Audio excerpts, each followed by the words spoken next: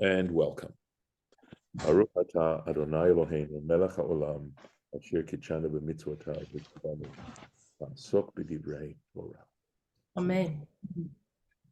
We go into a screen share here.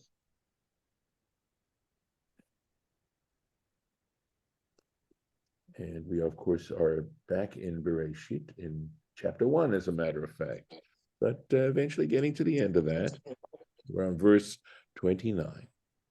And we just had, last time we talked about the creation of human beings, and human beings have to survive. So how are they going to survive?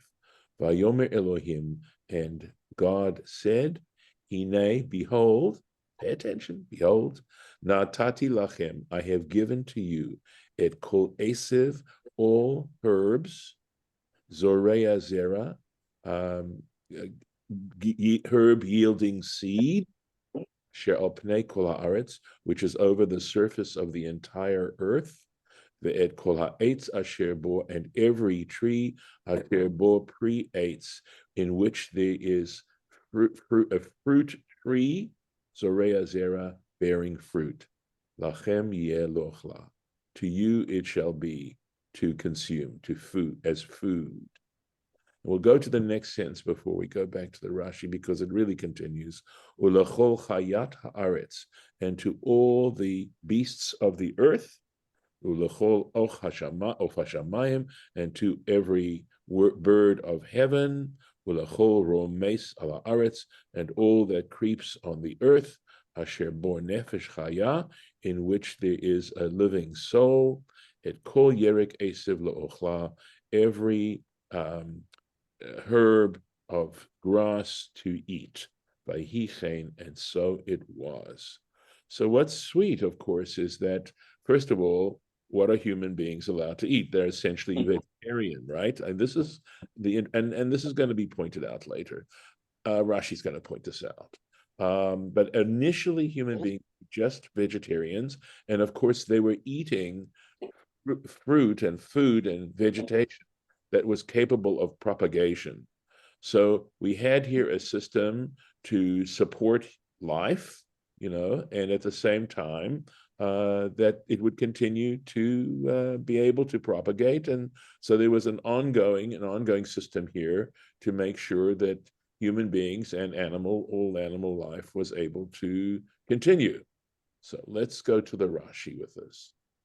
Lachem yeh lochla, to you it shall be for food, ulachol chayat haaretz, and to all beasts of the earth. Hishva lahem behemot v'chayot lema'achal.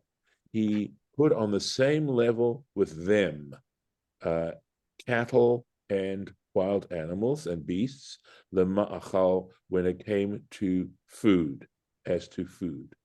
V'lo hirsha Adam uleishto, and he did not give permission to Adam and his wife, to man and his wife, lahamit bria, to kill any creature, uleechol basar, and to eat meat.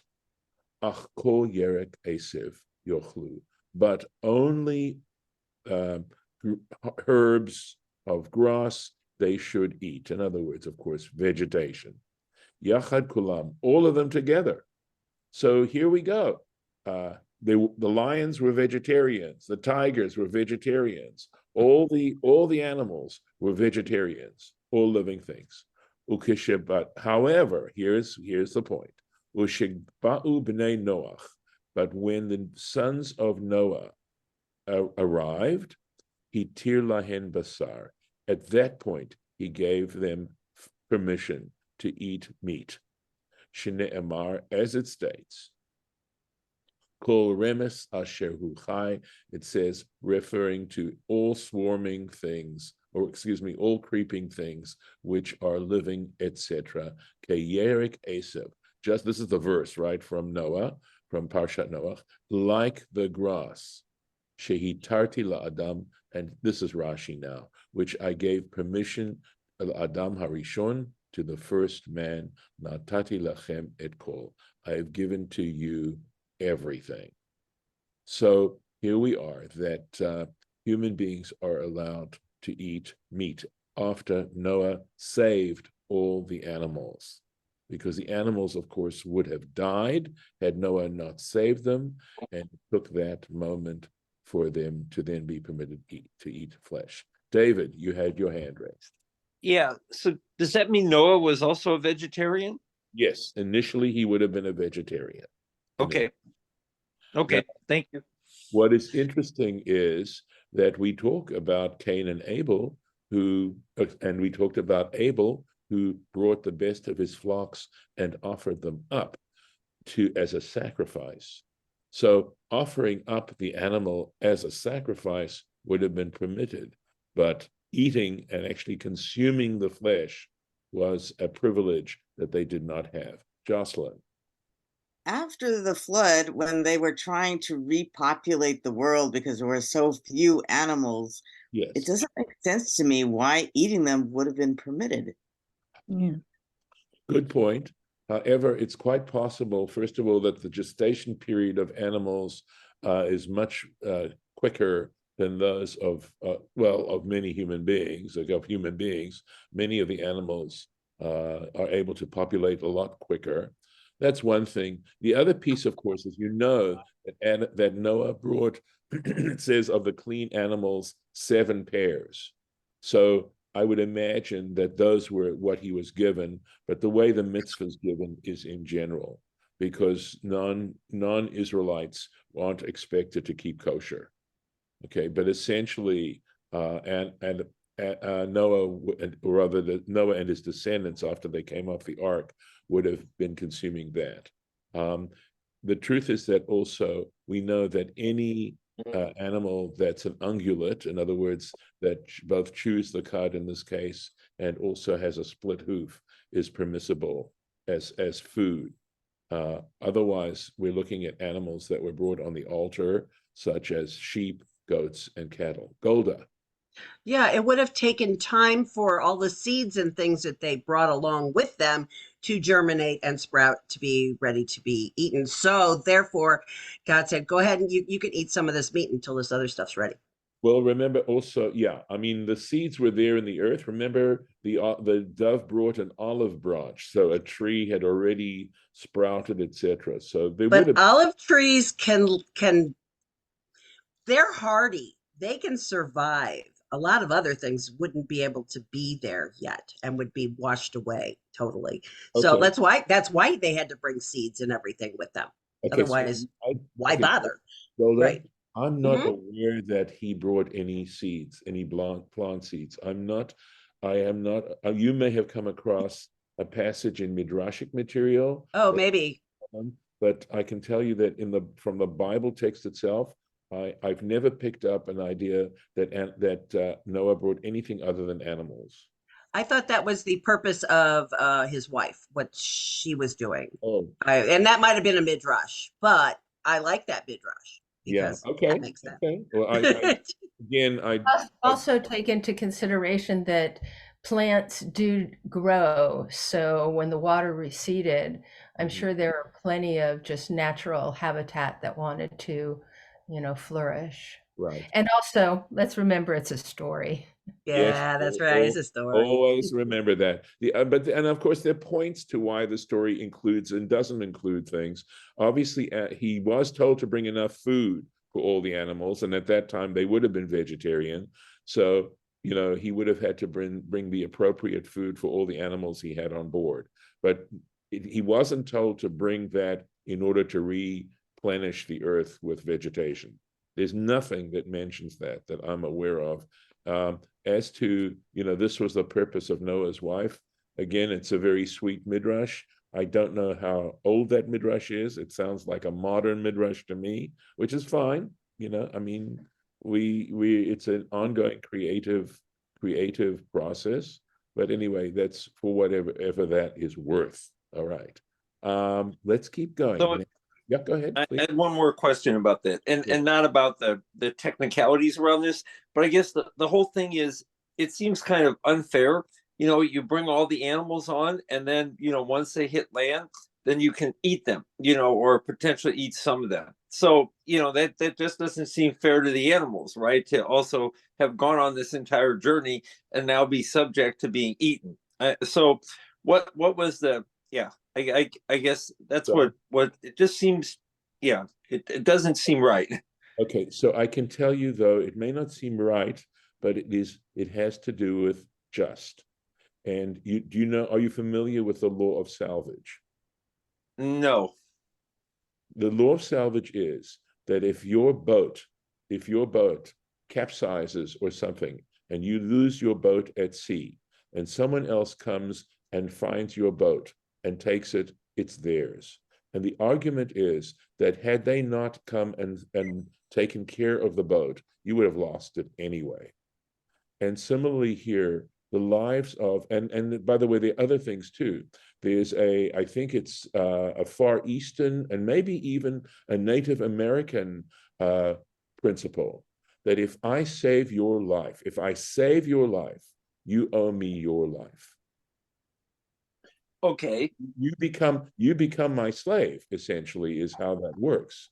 Okay, you are now my servant, because if I had not done that, you would have lost your life completely. And so the dynamic is that had Noah I think if anything, it goes the opposite direction. You look at people's attitude about consuming meat, which involves taking the lives of animals and the wholesale consumption of meat. And here we're learning that the only reason human beings were given any ability to eat meat had to do with the fact that they saved the animals from certain destruction. But in the end, if they eat them, then they're still destroying them, right? So but we're talking about utter destruction versus partial. Okay. okay. I think Yeah. there's a huge difference. Okay. Yeah. Between extermination and survival. So but yeah. I guess what kept God from just keeping us vegetarian? I mean, God can do anything, right? So, we could have stayed vegetarian. I mean, so I guess that's what I'm struggling with. Okay. So, that's a very good issue. Okay. And so we'd have to try and see what we could extract from the whole point of life and death, etc. Which actually brings me to the next very interesting. We're going to have a Torah T'mimah that's going to be very interesting, and I have to go to the next verse before I deal with this Torah T'mimah. And okay, possibly may shed. Okay, last little thing on the seeds. They can last the 9 months underwater. I just checked. So it's okay. It's only 9 months and they can survive because the cell walls would not, whatever, because that's It's makes still sense. a story. It's still a All story. right. Okay. All right. Let's go to 31. Vayar Elohim et kol asher asa, and God saw everything that he had made, right? The entire creation up to this point. Vahine tov ma'od, and indeed it was very good. Not just tov, but tov ma'od, right? So it possibly has to do with the fact that now it was set up in a way that could be ongoing, right? And would survive and thrive and everything. Vahi erev, vahi voker, there was evening and there was morning. Yom HaShishi, it says the sixth day. It doesn't just say Yom Shishi, it says the sixth day. We're going to have to deal with that, but I don't think we're going to be dealing with it today. Hopefully we'll deal with it next week. All right, now let's go to the Torah T'mimah. Kol asher asa, everything that he had made. Amar Rabbi Elazar, said Rabbi Elazar, Af al pi shelo ne'emar ki tov b'sheni, okay, even though it doesn't say ki tov on the second day of the week, right? B'Shabbat chazar uklalo b'shishi.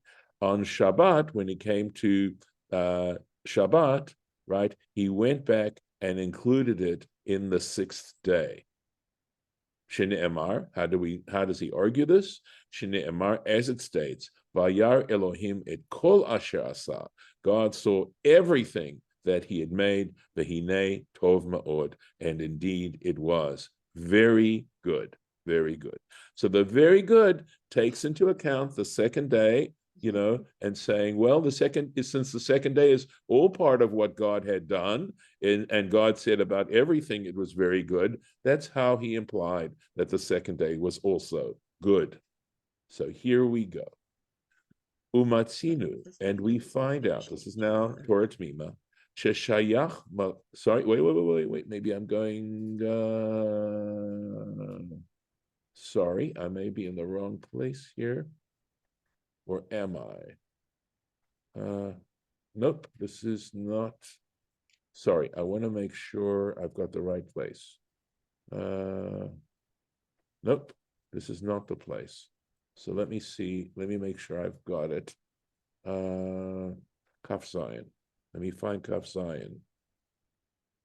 This is some well, it's probably Kaf Vav. So let me find sorry, here it is, right there. The halashon et kol asher asa, because this expression, everything that he made, ka'e, it refers to al briat kol sheshit yamei habriah. It's referring to all 6 days of creation. Uvetam chisur kitov basheni, and regarding the reason for the lack of saying kitov on the second day, b'Shabbat, and that he said it on Shabbat, nitpa'er la'el pasuk chet. That's explained above in regarding verse 8. And we had said that it had to do with the fact that on the second day, we were talking about the creation of the heavens, right, and the earth, and that was not completed. The creation of the firmament did not necessarily finish that part of creation. And because it wasn't, this is just referring back to what we've already discussed, and because it wasn't complete, that's why God couldn't say it was Tov. All right. So here we go. V'li kashe od, but I still have some difficult. Wait. Sorry. Uva midrash rabbah kan, and in the midrash rabbah, in this referring to this particular verse, ita, it says v'hinei tov ma'od, that this statement, this expression, behold, it was very good, zeh hamavet, refers to death. That when God said it was very good, he was referring to death. The timhu rabim, and many people were amazed, they were astounded. Eich shayach lechanot et hamavet b'shem tov. How is it possible to describe death as being good? V'li kashe od, and I have an additional difficulty here. My shayachut devar zeh, what does this matter, this issue of death, migmar maaseh bereshit, have anything to do with the completion of creation? So I was aware of that particular interpretation, but I had not read at that point anything further about it, at least regarding Torah T'mimah. V'nir'eh, and it appears, the kavanat ha'inyan, that the intention of this matter, the ein hakavana al mitat adam lavad, that it's not just talking about the mortality of human beings. It's not just talking about human mortality. Elagam bichlal al hefsed va'avadan kol davar haninsa ba'olam. But it's referring to the loss and the destruction of everything that's found in the world. In other words, it's talking about the fact that physical matter is capable, that, physical life, etc., is capable of being destroyed. All of it. V'chein ba'alei chayim, whether they are animals, v'chein domam, whether they're mineral, v'tzomeach, or they're vegetable. Doesn't matter. They all are capable of getting destroyed. Ya'an, because the chol min kliyah klil b'shem minta, and that's because any kind of destruction, any kind of ending is kalul b'shem minta, is included in the term death. We can talk about the death of non-physical things, not of non-physical, of mineral things, in the sense that it means their end. And he references the Talmud, Baba Kama, page 53, the first side of the page. Veshvirat Kelim, in referring to destroying vessels. Shviratam, it says, Shviratam, their destruction, the destruction of these vessels, the breaking of these, like when you break your teacup, etc. Zohi nitatam. We can describe that as their death. Vahabiurhu, and to understand this, right? It is kilule haya kol davar nifsad v'kaleh ba'olam. That were it not for the fact that everything in the world we can lose it and it can come to an end. In other words, it's capable of coming to an end. Azai, were it not the case, then in that case, lo higyu bnei ha'adam letachlit hashleimut. Human beings would never actually come to a point where the intent of completing themselves. In other words, knowing that life was coming to an end gives us a motivation to try and achieve and try to get from A to B, okay, and to get there.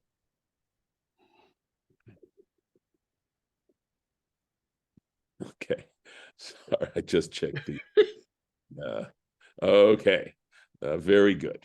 Let's see. Okay, Ya'an, and again because ki mikevan shekol davar haya mitkayem lanetzach. Why? Because were everything to exist forever, lo hayu mishtadlim lahamtzi hadavar mechadash. You wouldn't need to try and bring anything new into existence. Ulimtso bo et hashleimut hanimtza, and therefore there would be a certain dynamic element to life that would no longer take place, because you would be satisfied with the fact that there's no need to improve. There's no improvement, because when you improve something, and I don't know that he puts it quite this way, but understand, and we know this with technology, right?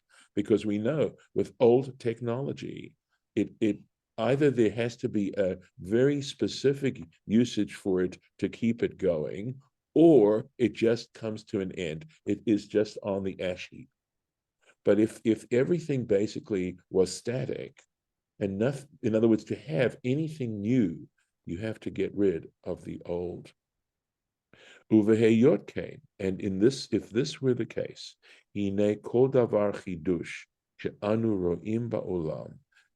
It's true that every new thing that we see in the world, nova misibat avadan vehefsed hadavar hakodem lo. It comes about. He's saying essentially what I just said, right? It appears on account of, it comes into existence because of the loss and the lack of the thing that preceded it. Ulachen kol dor vador, and for this reason, each generation, mashlim kochot habriya, they actually come to, I think, to add to, right, or to complete, in some sense, right, the power of creation, the yisudei hateva, and the principles of nature, shekava vehitbia hakadosh baruch hu, which God established and imprinted b'sheshet yamei habriya, on the or put into nature, right? The very natural nature of the world during the 6 days of creation. So we can keep going. There's a little more, okay, not too much more, but wow, what an incredible insight. At least for me, this was incredible insight. Vezehu she'amar, and this is why it's stated besof gemar habriya, at the end of the creation, Vayar Elohim ki tov ma'od, that God saw that it was good, very good, zeh hamavet, referring to death. Omar, that is to say, Avadan vehefsed sheba la'olam, the destruction and the loss that comes into the world, hu gorem od, it is actually another cause, or it continues to cause the hitchadshut, for the renewal, ula hishtalmut, and for the completion, habriya hayesudit, the initial basic creation. V'zeh emet tov ma'od, and indeed, this is very good. We don't live in a static universe. There would be no development without death. V'gam shayach ha'inyan b'gmar habriya, and in fact, this also answers his second question as to why this particular tov ma'od, or that interpretation of tov ma'od as referring to death, came at the end of creation. And he says, understanding it this way also makes it make sense as to why it comes at the end of this description of creation, B'sheshet Yemei Breshit, the 6 days of creation, and he says, and he considers this to be a compelling, excellent QED here. So I'm going to stop the share here, and I knew we had something good with this, and we will deal with Yom HaShishi next time, right in there. So that's for next time. All right. What do you think? It's great, the way God made the world and put the animals on there and the grass for the animals to feed in, and for us to take care of those animals, and to have fruit trees and all for us to eat, and it's wonderful. And then of course you're going to come across Shabbos eventually. He rested on the seventh day, which is good for us too to rest. We should rest. So I think it's great. I think he did a good job. What I was referring to was this interpretation of saying Tov Ma'od actually refers to death. Oh, okay. That's what this lesson, at least part of this lesson, was also about, to give us an understanding that death. We're all mortals. We're all mortals. So. Okay, I'm going to stop. Thank you, Harlan. Stop the recording.